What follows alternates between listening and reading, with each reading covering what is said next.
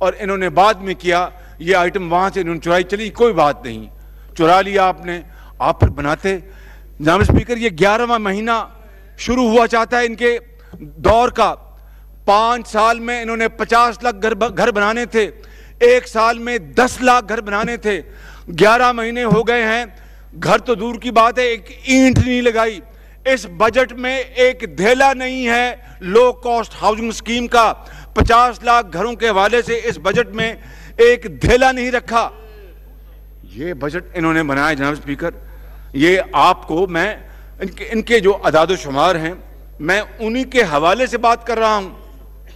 तो कर्जों के हवाले से मैंने आपको बता दिया कि हमने 5 साल में कर्जे लिए 10,600 अरब, उसमें जो बनाया वो पूरी कौम के सामने है।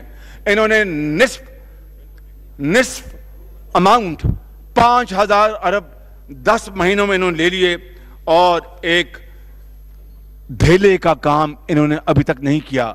और अगर ये 5,000 अरब की जनाब स्पीकर आप इसको एवरेज लें डेली बेसिस पर, तो तकरीबन 19 अरब रुपए यौमिया ये कर्ज ले रहे हैं। 19 अरब रुपए यौमिया। अब आप मुझे बताएं जनाब स्पीकर कि ये कहां का इंसाफ है कि हमें कर्जों के ऊपर मतून किया जाता है, हम पर बेजा इल्जामात लगाए जाते हैं। हम उसके लिए तैयार हैं। ये जो सुप्रा नैब जो इन्होंने कमीशन बनाया, इसको मैं सुप्रा नैब कहता हूं, जो कि डिप्टी चेयरमैन नैब इसकी सरबराही करेंगे। ये तो कानूनदान जानते हैं कि डिप्टी चेयरमैन नैब क्या इस कमीशन को हेड कर सकता नहीं कर सकता। ये एक लीगल इशू है, उसके ऊपर बात होगी। लेकिन मैं यहां पर ऐलान करता हूं अपनी पार्टी की तरफ से कि ये सुपर नैब कमीशन जब चाहे हमें बुलाए, हम बताएंगे, और ये भी जाएं और बताएं। मैंने एक मिसाल पेश की है, अभी तक मैंने और बातें नहीं बताई कि वो बिलियन दरख्तों का क्या हुआ। और फिर इस साल जहां हम चाइना गए तो वहां पर जाके 5 बिलियन दरख्त का वहां पर जिक्र कर दिया। अभी मैंने ये नहीं बताया कि अकाउंटेबिलिटी कमीशन पेशावर जो इन्होंने बड़े धूमधाम से इन्होंने बनाया था, आप इससे अच्छी तरह आगाह हैं जनाब स्पीकर। 80 करोड़ रुपए उसके ऊपर खर्च कर दिया, धेले का काम ना हुआ। चेयरमैन जो एक जनरल साहब थे रिटायर्ड, वो रिजाइन कर गए और उसके बाद इन्होंने ठप कर दिया। ये हैं इनके कर्जों की तफसील।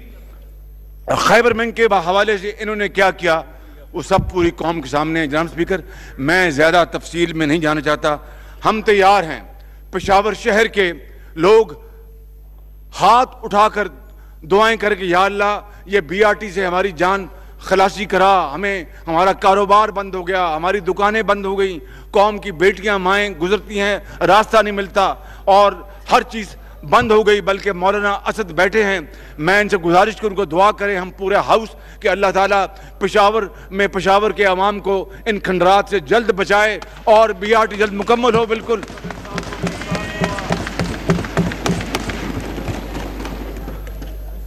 मौलाना असद का ख्याल है कि वो अलहदा, वो मेरा ख्याल है तखलीए में दुआ करेंगे शायद इसके लिए। जनाब स्पीकर, फिर इन्होंने इल्जाम लगाया, मैंने कहा कि बात वो जाने दें, बहुत बात होगी, कितनी बार मैं बात करूं। वो जो हमारा टूरिस्ट रिसोर्ट है केपीके में, मालूम जब्बा, और दूसरा मैं किसी यहां पर बैठे हुए ऑनरेबल मेंबर के ऊपर इल्जाम नहीं दे रहा, मैं आपको तफरीक बता रहा हूं, डिफरेंशिएशन बता रहा हूं कि नैब का इनके साथ चोरी दामन का साथ ये है। मैं वो किस्सा सुना चुका आपको कि पंजाब की एक हुकूमत ने एक बगैर लेटर ऑफ क्रेडिट के, बगैर किसी गारंटी के, बगैर किसी मुआहदे के एक सिनेमा घर का कैश ट्रांसफर कर दिया। आज तक न सिनेमा घर आया, न मशीनरी आई। नैब मुझसे पूछ रही है कि जनाब ये आपने बनाया? ये आलम है नैब का, ये आलम है नैब का। तो जनाब speaker, let's set the better. अगर इंसाफ और अबव बोर्ड, अगर ट्रांसपेरेंट आपने अकाउंटेबिलिटी करनी है, उसके लिए हम पूरी कौम का यही मकसद है, वो यही चाहती है। But not pick and choose, not selective accountability. That is not accountability. That is worst kind of witch hunting, victimization, which we all condemn with full force at our command. Honourable speaker, मैं आपको, इन्होंने फिर एक और इल्जाम लगाया कि हमने कोई बंद नहीं बनाया। यानी अब बताइए, हकायक से ये नजरें चुराएं तो उसका तो कोई इलाज नहीं। द्यामेर भाषा डैम जो है बंद जो है, उसके लिए हमारी हुकूमत ने, PMLN गवर्नमेंट ने 100 अरब से जायद रकूम खर्च करके जमीन खरीदी, 123 अरब, जिसका मैं बता चुका कि 2007 में जनरल मुशर्रफ ने वहां पर एक कौम के साथ संगीन मजाक किया था। वो हमारे दौर में द्यामेर भाषा डैम के लिए 123 अरब रुपए खर्च के जमीन खरीदी गई और अब काम इंशाल्लाह आगे बढ़ेगा। दासू डैम के लिए हमारे दौर में वर्ल्ड बैंक से उसकी जो फंडिंग मंजूर की गई।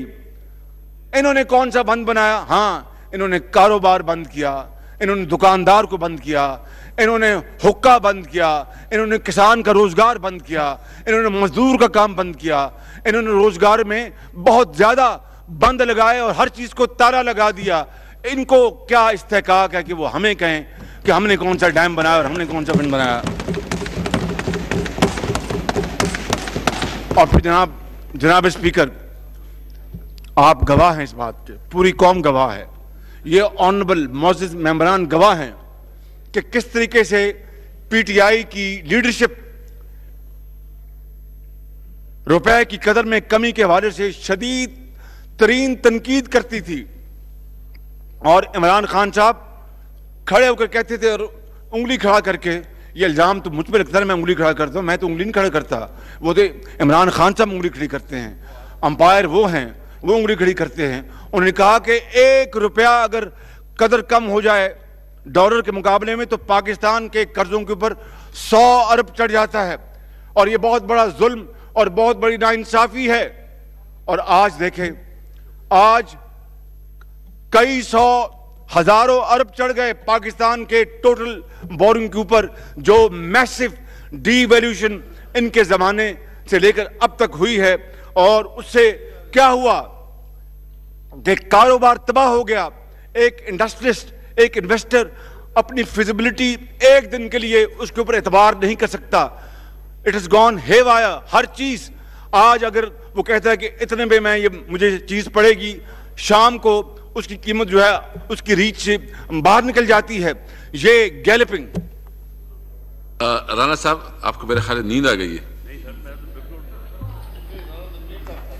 जी जी प्लीज, जी जी प्लीज।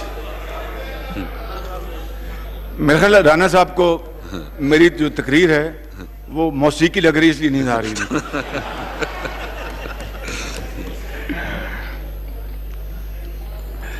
मैं आपसे गुजारिश कर रहा था जनाब स्पीकर कि ये है इन्होंने कौम को दिया इन 11 महीनों में, और अगर हमें ये हमारा अगर वोट बैंक चोरी ना करते और ये जाली वोटों से हुकूमत ना बनती, और अगर हमें मौका मिलता तो जिस तरह हमने ये खदमात कौम के सामने रखी हैं, हम जो गरीब आदमी के लिए घर कोयटा, पेशावर, कराची, लाहौर में दिन रात बनाते, 10 लाख हर साल मुकम्मल करते और कौम को बताते कि जो हमने वादा किया उसको पूरा किया है।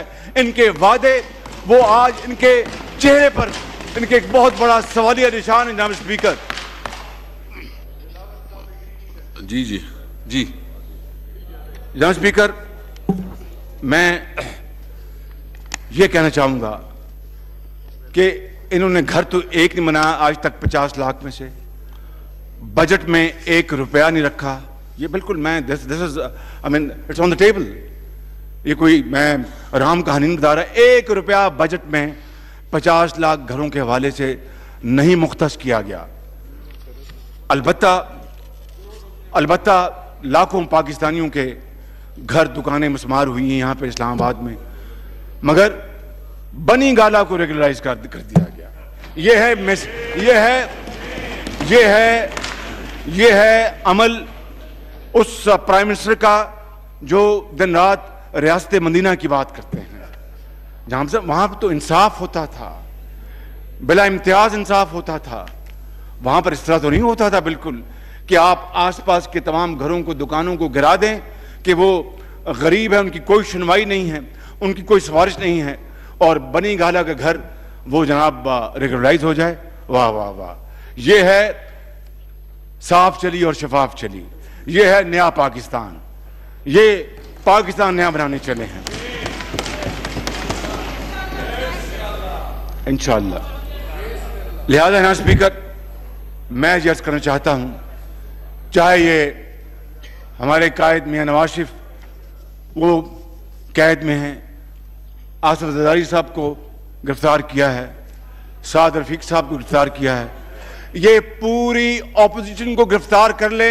मैं आपको ये अर्ज करना चाहता हूं बिला खौफ तरदीद, ये जो मर्जी कर लें, जितने जुल्म ढा दें, हम इस बजट की अवाम दुश्मन पाकिस्तान दुश्मन बजट की डट कर मुखालफत करेंगे, डट कर मुखालफत करेंगे, अवाम के साथ खड़े होंगे।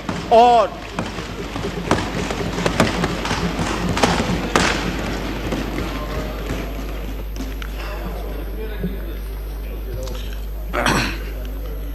मियां साहब कितना टाइम जी?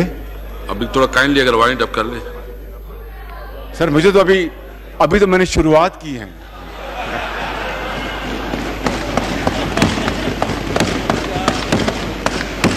मैं माजरत खां हूं जनाब परवेज खटक साहब से कि अगर मैंने गुस्ताखी कर ली, मालूम जबा का नाम लिया, मेरे कतन इरादा नहीं था, मैं उनकी तरफ बात नहीं कर रहा था। नहीं करें, लेकिन मैं तो अभी शुरू की मैंने जनाब, अभी तो। जी प्लीज प्लीज प्लीज। अभी तो शाम का सेशन आपने लगाना है, फिर रात का सेशन लगाना है, खाने का भी इंतजाम करें, क्योंकि ये बातें कौम तक पहुंचाना ये मेरी जिम्मेदारी है और आपकी जिम्मेदारी है कि आप इसको कौम को कन्वे करवाएं कि हालात ये हो चुके हैं। जनाब स्पीकर, इमरान खान साहब ने एक दफ़ा कहा कि फॉर्मर गवर्नर स्टेट बैंक थे कि ये रुपए, जब शुरू में रुपया ने बड़ी तेज़ी से नीचे स्लाइड किया, कि मुझे तो इल्म ही नहीं था और ये स्टेट बैंक ने कर दिया। Former governor state bank record पे हैं कि मैंने ये जो डिवैल्यूएशन की है, गवर्नमेंट को पूरा इसका इल्म था। अब बताइए जनाब स्पीकर कि रियासत का हेड वजीर आजम ये कहे कि मुझे इल्म नहीं था, और उनका जो अपॉइंटेड गवर्नर स्टेट बैंक ये कहे कि मैंने तो टाइम पर इतला की थी, गवर्नमेंट को बता दिया था। उसके बारे में जनाब स्पीकर फिर आप क्या राय रखेंगे? फिर इन्होंने कहा कि अरबों डॉलर की बारिश होगी जब इनकी हुकूमत आएगी, और अरबों डॉलर आएंगे और ना जाने दूध और शहद की नहरें बहेंगी। वो कहाँ है अरबों डॉलर? वो हमें बताएं ना इमरान खान साहब, पीटीआई की गवर्नमेंट बताएं कि अरबों डॉलर कहाँ हैं। इन्होंने प्रोग्राम बनाया, अपील की, जब देखा कि बड़ी बड़ी अमाउंट्स नहीं आ रही और अरबों डॉलर कोई देने को तैयार नहीं। कौन देता? को पागल था वो देता कि भाई यहां पर एक ऐसी हुकूमत नाअहल है जो कि बिल्कुल इकॉनमी को बर्बाद कर दिया है, पाकिस्तान के ऊपर बिल्कुल मुसीबत आ गई, वो क्यों देते? फिर उन्होंने कहा कि $1000 पर एक्सपेट डैम के लिए दे। हम जानना चाहते हैं, बजट में इसका कोई जिक्र नहीं कि वो $1000 पर पाकिस्तानी जो दियारे गैर में दिन रात रिज़्क़ हलाल कमाते हैं, कितना पैसा वो पर हेड से आया। ये जनाब स्पीकर, ये वो चुपते सवाल है जो कौम जानना चाहती है इनसे कि किस तरह इनकी हिकमत अमली पाकिस्तान को इस नहज पर ले आई। और फिर रेवेन्यूज के बारे में इमरान खान साहब ने कंटेनर पर खड़े होकर, उन्होंने जिंदगी में ज्यादा बातें कंटेनर पर की हैं, उन्होंने कंटेनर पर खड़े होकर कहा रेवेन्यूज के बारे में कि अगर टैक्स पूरा ना हो, लोग टैक्स ना दें, तो फिर कोट एंड कोट उस वक्त का वजीर आजम वो चोर होता है, कोट एंड कोट। आज तो इनका अपना टारगेट, उसमें भी 500 अरब रुपए का डिप आ गया। मैं कोई लफ्ज तजवीज नहीं करूंगा, ये खुद फैसला कर लें कि अब ये रेवेन्यू क्यों जमा नहीं हो रहा और इसके हवाले से क्या जुमला कसा जाए मैं कुछ नहीं कहूँगा। इमरान खान साहब ने कहा था कि अगर रेवेन्यू टैक्सेस इकट्ठे नहीं होते तो उस वक्त का वज़ीर आज़म चोर होता है। जनाब स्पीकर, ये हैं वो हालात। और आज टैक्स लेने के लिए IMF की डिक्टेशन के ऊपर लोगों की जेबों में, गरीब आदमी की जेबों में हाथ डाला जा रहा है, उसकी जेबों से जबरदस्ती पैसा निकाला जा रहा है। जहां स्पीकर, बजट में इन्होंने, ये सुनने वाली बात है, किसान को तबाह कर दिया। हमने अपने दौर में, जनाब स्पीकर, हमने अपने दौर में 5 सालों में, ये ईमान गवाह है, पाकिस्तान के करोड़ों किसान गवाह हैं, कई सौ अरब रुपए की सब्सिडी दी और खाद की कीमत को आधा किया और किसान झोली उठा के दवाएं देता था कि PMLN गवर्नमेंट ने, नवाज शरीफ ने हमारी सुनी और फिर आपने देखा किस तरह ज़रूरी पैदावार में इजाफा हुआ। जनाब स्पीकर, यही नहीं, हमने PMLN ने नवाज शरीफ की लीडरशिप में जो ट्यूबवेल थे उनकी बिजली को सब्सिडाइज किया और अरबों रुपए उस मद में मुहैया किए किसान को। और तीसरी बात, बड़ी लंबी फहरिस्त है, मैं नहीं जाऊंगा। तीसरी बात, तारीख में इन 71 years history of Pakistan for the first time छोटे किसान को बिला सूद अरबों रुपए के कर्जे दिए गए, जिससे वो खुशहाल हुआ और जिससे उसने अपनी पैदावार को आगे बढ़ाया, इंस्ट्रूमेंट खरीदे। ये है जनाब स्पीकर, आज इन्होंने ये सब कुछ बंद कर दिया। इनका किसान जाए जहां जाता है, दुकानदार जाए जहां जाता है, मेहनतकश जाए जहां जाता है, सब सब्सिडीज बंद कर दी जनाब स्पीकर। हां, एक इनको काम याद रहा, पाकिस्तान स्टॉक एक्सचेंज को आर्टिफिशियल लाइफ देने के लिए 20 अरब रुपए वहां झोंक दिए। वहां झोंक दिए। एक मरीज की परवाह नहीं की, बेवा यतीम किसान मजदूर की परवाह नहीं की, उसके लिए 1 रुपया सब्सिडी नहीं है। और स्टॉक एक्सचेंज के सट्टाबाजों के लिए 20 अरब रुपए हाजिर कर दिए। और वो भी एक दिन मार्केट गई, दूसरे दिन फिर नीचे आई और उसने बहुत बड़ा फिर यू टर्न मारा। जनाब स्पीकर, ये इनकी तरजीहात हैं।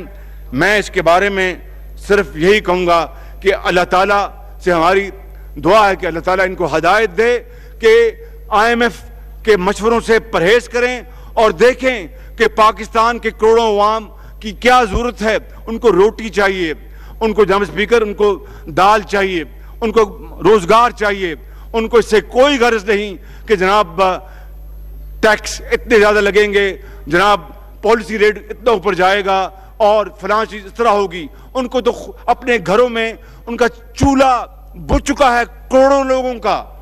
इसलिए मैं समझता हूं कि ये, हाँ, और साथ वजीर आजम ने अपने जहाज के लिए 43 करोड़ रुपए मरम्मत के लिए रखने चाहिए। सेफ्टी इज अ रिक्वायरमेंट, मुझे इससे कतन कोई इख्तलाफ नहीं, लेकिन पर आप गरीब आदमी का भी ख्याल करें, आप उसका भी ख्याल करें। उसकी साइकिल टूट गई है, उसका पंक्चर हो गया है, उसके 35 नहीं, उसके 35 करोड़ पंक्चर लग गए हैं यहाँ पर।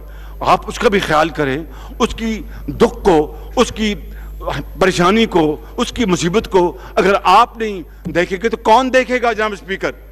और अगर खुदा ना खास्ता अगर इन्होंने अपनी रवश तब्दील ना की जनाब स्पीकर के 20 अरब रुपए वहां पर स्टॉक एक्सचेंज में दे दें, हाजियों की सब्सिडी बंद कर दें, मरीज की दवाइयां मुफ्त उसको बंद कर दें, इलाज जो मुफ्त था उसको बंद कर दें, PKLI को बंद कर दें, मुजफ्फरगढ़ के स्टेट ऑफ द आर्ट अस्पताल को बंद कर दें, बाकी सूबों को फंड न दें, तो ये खुदादाद मुल्क पाकिस्तान इस तरह पर आगे नहीं बढ़ेगा।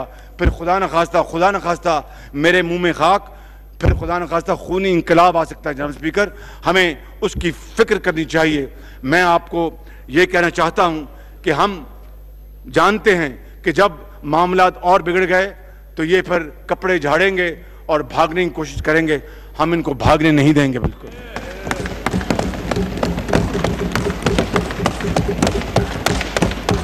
हम इनको भागने नहीं देंगे और इनसे हिसाब लेंगे, एक एक पाई का हिसाब लेंगे। और यहां पर जनाब स्पीकर जरा बात हो जाए ताकि ये जो मफरूजात और आपकी जो मुझे आपने हुक्म फरमाया है कि गलत बयानी का लफ्ज़ इस्तेमाल करना है, दरोगोई नहीं करना, तो मैं आपकी बात को सर माथे पे, हालांकि ये गैर पार्लियामेंट लफ्ज़ नहीं था, बहरहाल आपकी जो आप फरमाएंगे मैं उसको फॉलो करूंगा कि 31 मई 2018 को डॉलर की कीमत जनाब स्पीकर 115 रुपए और 78 पैसे थी। This was the last day for tenure. 31 मई 2018 को 115 रुपए और 78 पैसे थी। जनाब स्पीकर आज कहां पहुंच गया डॉलर? 157 रुपए पे। और आपने पाबंदी लगाई है, खुदा करे जब मेरी तकरीर खत्म हो तो डॉलर कहीं और न ऊपर निकल जाए। ये इनकी हालत है और उसका नुकसान का अंदाजा ये नहीं कर पा रहे कि इससे कारोबार तबाह हो गया। कराची से लेकर पेशावर तक और कोयटा और लाहौर कारोबारी हजरात सर पकड़ के बैठ गए हैं कि हर दिन डॉलर बढ़ता है और उनकी जो इंपोर्ट्स महंगी हो गई, वो कहाँ माल बेचें, कहाँ कम्पीट करें, किसके साथ वो जाके बैठें, किसको अपना दुख सुनाएं। और लाखों लोग बेरोजगार हो चुके हैं जनाब स्पीकर। इसी तरह पेट्रोल को ले लें, इसी तरह गैस को ले लें। पेट्रोल के अंदर भी 20% गैस में इन्होंने बिजली में इन्होंने अपना इंक्रीज की और 143% गैस में इन्होंने इंक्रीज की। मुझे बताएं, एक छोटा घर वाला ये कहेंगे उनको तो हमने एग्जम्पशन दी है, ये सारी बातें ये करेंगे। सवाल ये पैदा होता है कि जाके आप पूछें बाजार में कि किस भाव जिंदगी उनको पर तंग कर रही है। बेचारे पेट्रोल खरीदें, गैस खरीदें, बिजली का बिल दें। आज अगस्त के महीने में जब उनको बिल आएंगे तो पूरी की पूरी तनख्वाह उनकी खत्म हो जाएगी, मगर बिल उनसे अदा नहीं हो सकेंगे। कहां से वो घर का राशन लाएंगे और बच्चों को स्कूल भिजवाएंगे और बूढ़ी माँ बाप का इलाज करवाएंगे। जनाब स्पीकर, ये है वो एक दिल खराश मरला जो आज इस बात का तकाजा करता है जनाब स्पीकर कि हम डट कर इस बजट की मुखालफत करें और उनको मजबूर कर दें कि ये अवाम की ख्वाहिशात का बजट दोबारा लेके आए, उसके ऊपर दोबारा हाउस में बहस हो और उसको हम आगे लेके चलेंगे। अवाम दुश्मन बजट को हम आगे लेके नहीं चलेंगे। बिल्कुल जनाब स्पीकर, मैं ये भी आपको अर्ज कर दूं मसाला मैं साहब, आपने खुर्शीद शाह साहब का रिकॉर्ड तोड़ दिया। खुर्शीद शाह साहब ने नहीं सर, 11 से 1 बजे हमने ब्रेक किया, कुछ 1 बजे कुछ, हाँ, और अभी भी 2 बजे हैं। तो मेरा ख्याल है खुर्शीद शाह साहब का रिकॉर्ड तोड़ दिया मियां साहब ने। जी प्लीज मियां साहब, प्लीज जी जी मियां खुर्शीद शाह मियां साहब, हाँ जी जी खुर्शीद शाह साहब कहता है उल्टे हाथ से बटन दबाओ, तो मैंने फिर ऐसा ही किया। हम समझदार हैं शायद, आप सब समझते हैं। मेरी ख्वाहिश है कि इस हाउस में आज ये रिकॉर्ड आना चाहिए कि जो मेरा रिकॉर्ड है 4 घंटे 19 मिनट, वो आज तोड़े। तो अभी उसमें 2 घंटे पड़े हैं, तो ये बाकी है, मैंने इस पे भी रहम करें, ये कुछ बोलेंगे ना। 2 घंटे मिस्टर स्पीकर पड़े हैं। मुझे उम्मीद है कि आज रिकॉर्ड ब्रेक करेंगे। मियां साहब प्लीज। सैयद बादशाह हैं, मेरे दिल में इनके लिए बेहद एहतराम है और मैं सोच भी नहीं सकता कि इनके एहतराम में मैं ज़रा भी कोई मैं फ़र्क डालूँ। मेरे लिए इंतहाई लायक एहतराम है। यहाँ स्पीकर, इसी तरीके से जुनूबी पंजाब के फंड्स में भी इन्होंने कटौती की है। और यहाँ स्पीकर, इसी हवाले से मैं फिर इस बात के यहाँ पर आदा करना चाहता हूँ कि हम जुनूबी पंजाब के सूबे में ना सिर्फ हक में हैं, 2012 मई में पंजाब असम्बली में हमने करारदाद पास करवाई थी, दोनों के लिए, जुनूबी पंजाब और भावलपुर सूबे के लिए। उसके लिए हम तैयार हैं, ये आगे बढ़े और हज़ारा के लिए भी बाकायदा हमने इसके बारे में इनिशिएटिव लिया है। तो जनाब स्पीकर, इस बारे में किसी को कोई कन्फ्यूजन नहीं होना चाहिए। अब आ जाएं जनाब स्पीकर, जीडीपी हम 5.8 तक हम पहुंच गए थे, अब वो घटकर दोबारा 3 पर आई है। आप मुझसे बेहतर जानते हैं कि हर एक परसेंटेज पॉइंट, 1% शरह से लाखों लोग रोजगार से बाहर हो जाते हैं, वो धकेले जाते हैं अनएम्प्लॉयमेंट पूल में।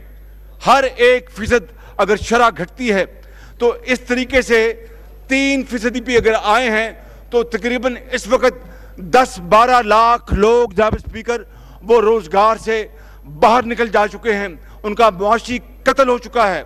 और अब ये प्रेडिक्शन दी जा रही है कि अगले साल 2.2 जीडीपी 2.4 होगा। ये इन्हीं की फिगर्स हैं, गो के इनके अपने महकमे आपस में वो झगड़ा कर रहे हैं, लेकिन अगर 2 छोड़ दें 2.4 भी हो और इससे लाखों लोग रोजगार से बाहर निकल जाएंगे, क्या ये वो पाकिस्तान था जिसके लिए इन्होंने कौम से ये वादे किए?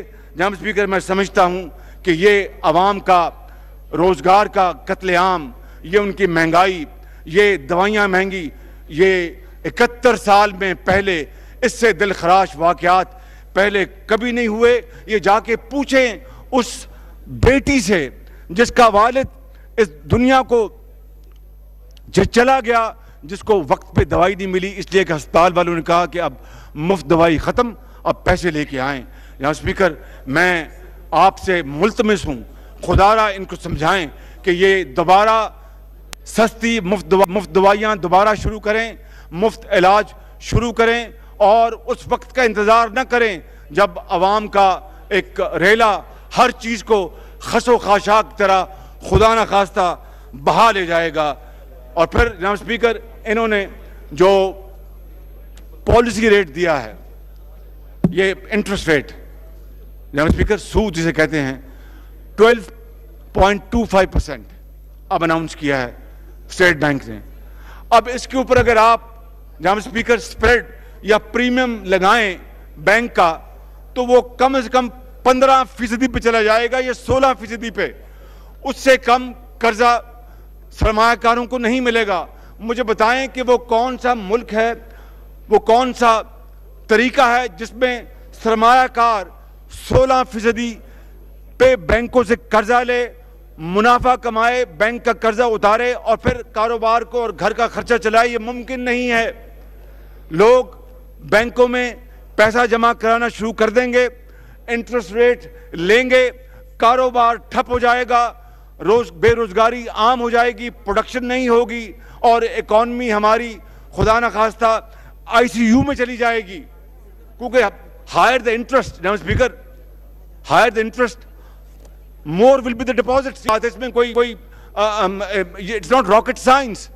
तो कारोबार कहाँ जाएगा, अपना दुकानदार कहाँ जाएगा, प्रोडक्शन कहाँ जाएगी, सनतें कहाँ जाएंगी, ज़राअत कहाँ जाएगी? ये वो जनाब स्पीकर बड़े इंपॉर्टेंट पॉइंट्स हैं जो कि मैं आपकी खिदमत में अर्ज करना चाहता था। हर तरफ आप देखें बदकिस्मती से तबाही, मायूसी और बद इंतज़ामी अरूज पर है और इस वक्त रोम जल रहा है और नेरो बंसरी बजा रहा है। मैं समझता हूँ कि ये एक बहुत ही अफसोसनाक बात है।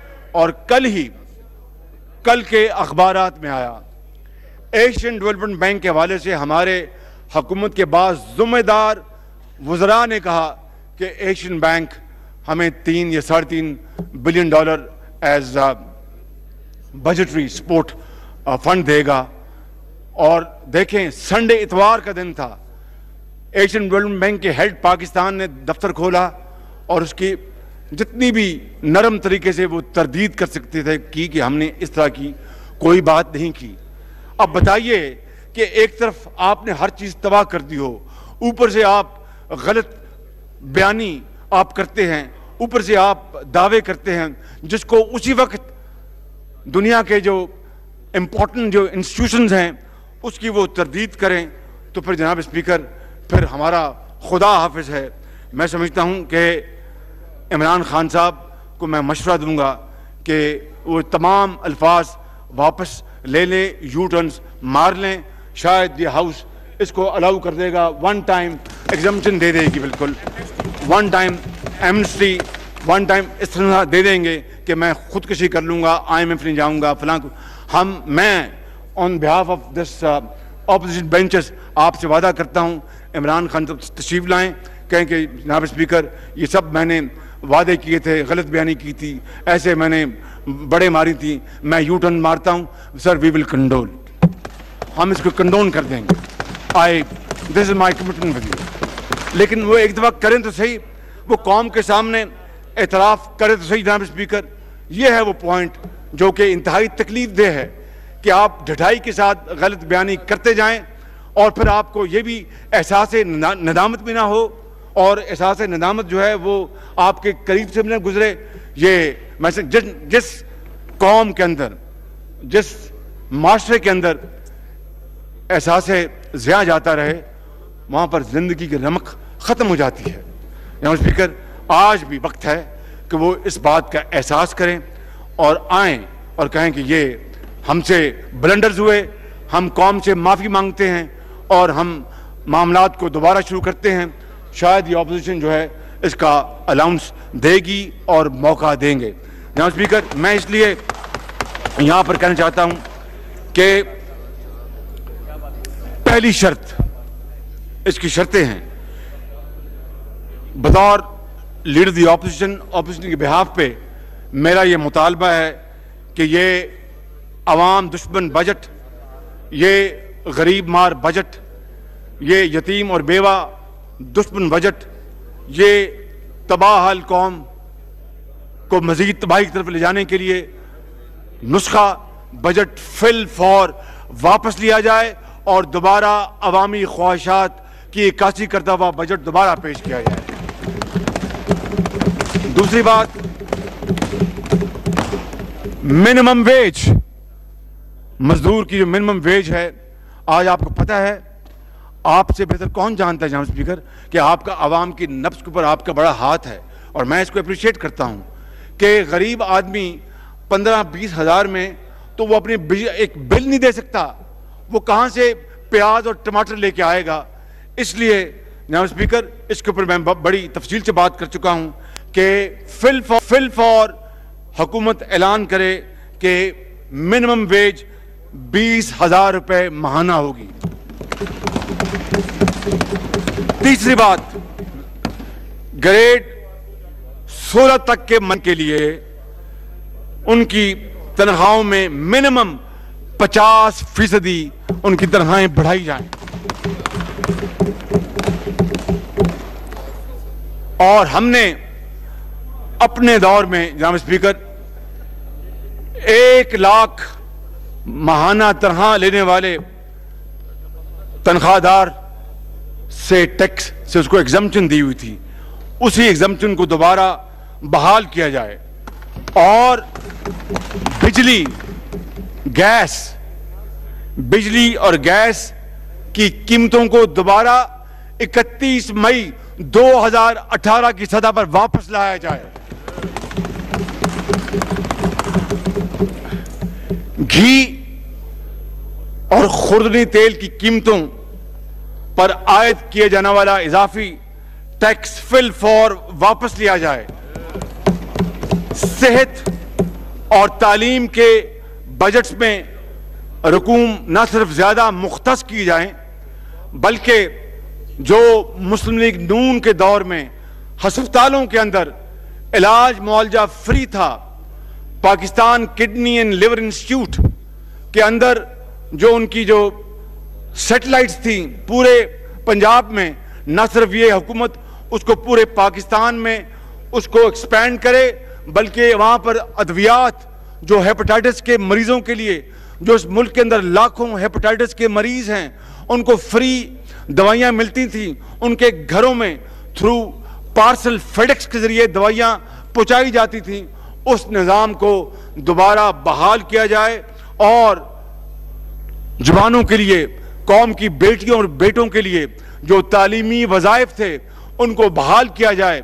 हमने पंजाब में, मैंने अपने दौर में 6ठी क्लास से ऊपर तमाम बच्चियों को पब्लिक स्कूल में उनका जो माहाना वजीफा था उसको 200 रुपये से बढ़ाकर 1000 रुपया किया था। इन्होंने आकर हर चीज़ को, जनाब स्पीकर, इसको तहबाला कर दिया और हर चीज़ के ऊपर रिवर्स गियर लगाया। पंजाब एजुकेशन एंडाउमेंट फंड को पूरे पाकिस्तान में उसको फैलाया जाए। पंजाब पीफ को और पेफ, पंजाब एजुकेशन फाउंडेशन, उसको पूरे पाकिस्तान में फैलाया जाए। और जिस तरह हमने चीन के साथ मिलकर टेक्निकल यूनिवर्सिटी बनाई, उसको पूरे पाकिस्तान में उसको फैलाया जाए। जनाब स्पीकर, मैं देख रहा हूं कि आपका चेहरा मुझे यह पैगाम दे रहा है कि मैं अपनी तकरीर जल्द ख़त्म करूं। मैं आपको मायूस नहीं करूंगा, लेकिन अभी 2-4 मिनट मुझे और चाहिए। मैं फिर इंशाअल्लाह,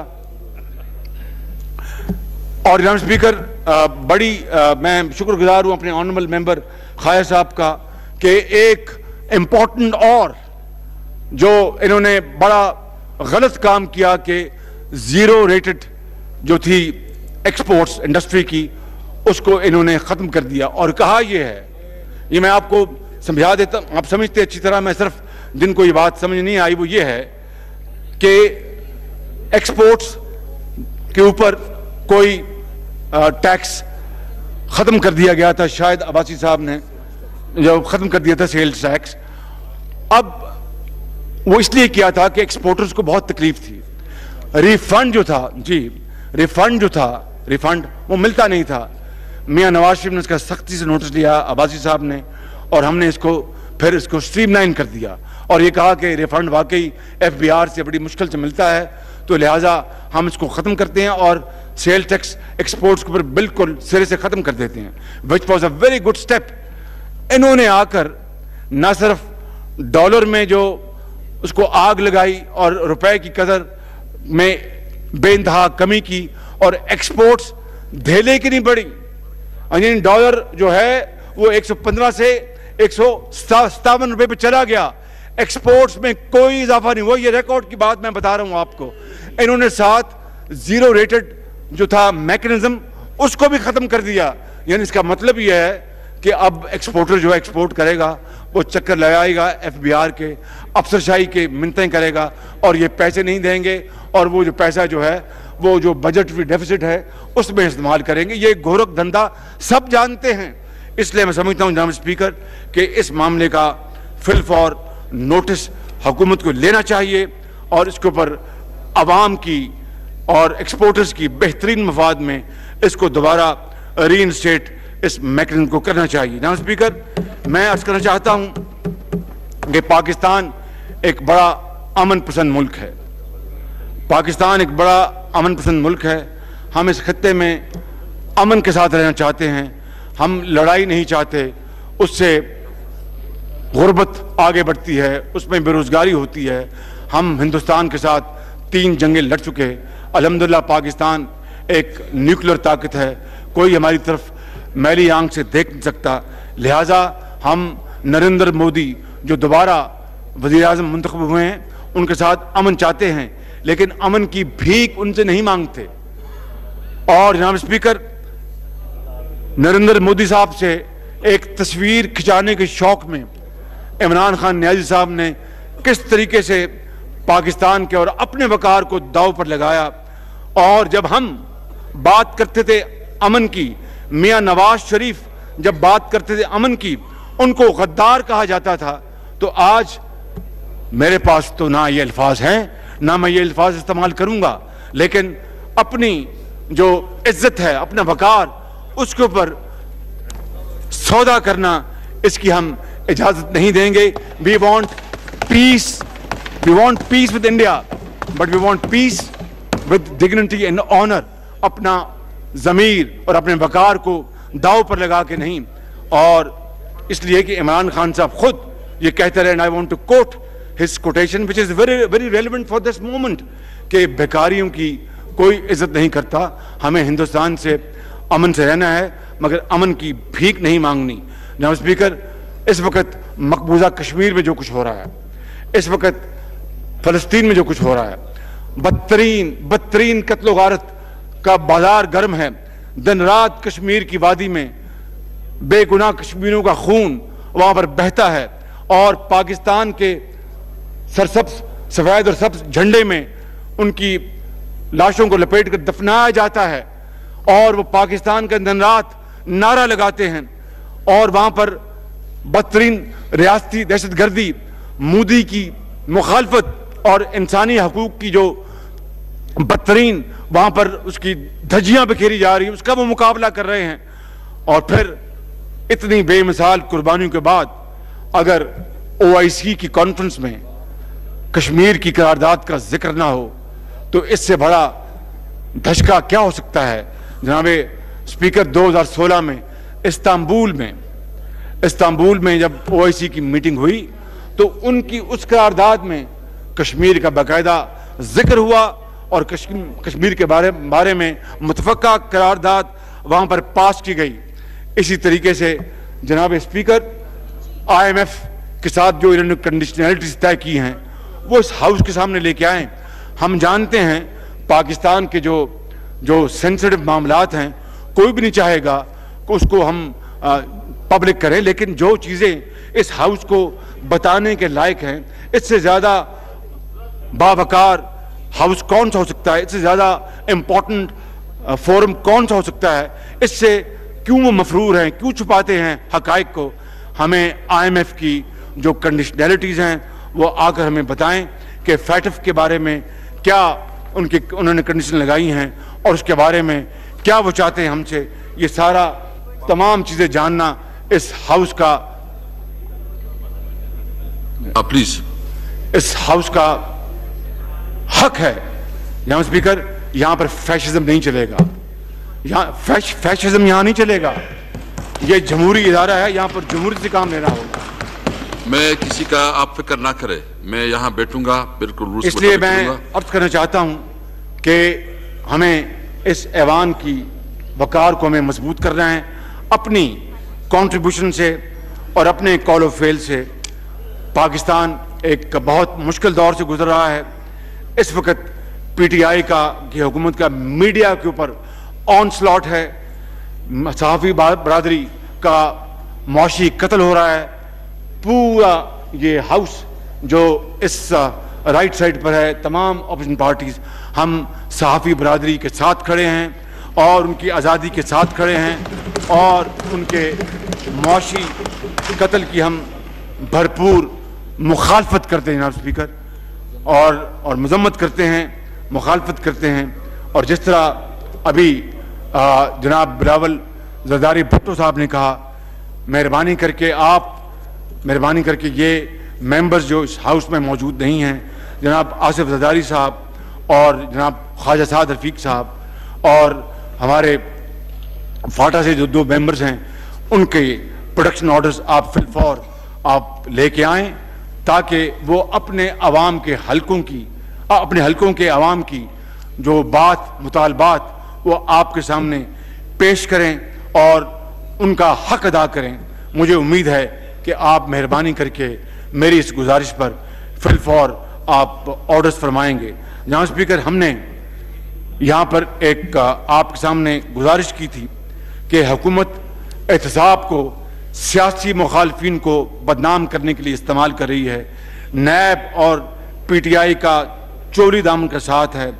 हमने शुरू में कहा था कि वो जो एक वीडियो चली थी वो एक प्राइवेट मामला है, हम उसके ऊपर गुफ्तगू नहीं करेंगे, लेकिन जब जो खातून उस वीडियो में थी उनके खिलाफ मुकदमा नैब के सामने आया तो फिर हमने ये कहा कि चेयरमैन नैब के ऊपर ये वीडियो चलाई गई है, वो अफसोसनाक वाक़या है, इसके ऊपर हाउस में कमीशन बनाना चाहिए। हमने ये मुतालबा किया था, आपने अभी तक इस मुतालबे के ऊपर कोई हुक्म सादर नहीं किया। ये वक्त की ज़रूरत है, इंतहाई ज़रूरत है, क्योंकि ये तमाम चीज़ें नैब के रेपुटेशन को दागदार ये कर रही हैं।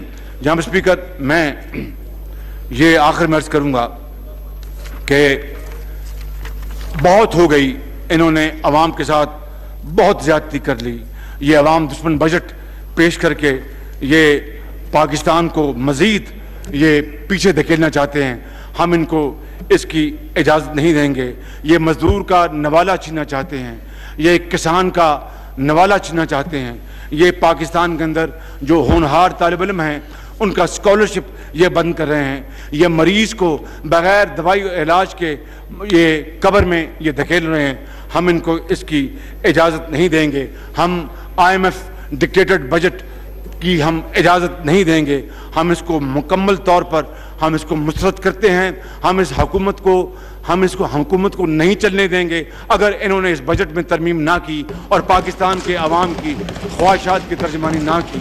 आखिर में मैं इन इशार के ऊपर बात ख़त्म करना चाहूँगा और इसी में हमारे मुल्क की बका है, इसी में हमारा सर्वाइवल है, इसी में हमारी जान है कि तमन्ना आबरू की है अगर गुलजार हस्ती में, तमन्ना आबरू की है अगर गुलजार हस्ती में, तो कांटों में उलझकर जिंदगी करने की खू कर ले। और नहीं ये शान खुददारी ये IMF को ले आए हैं, नहीं ये शान खुददारी चमन से तोड़ कर तुझको कोई दस्तार में रख ले, कोई जेबे गुलो कर ले। पाकिस्तान जिंदाबाद। उमर साहब।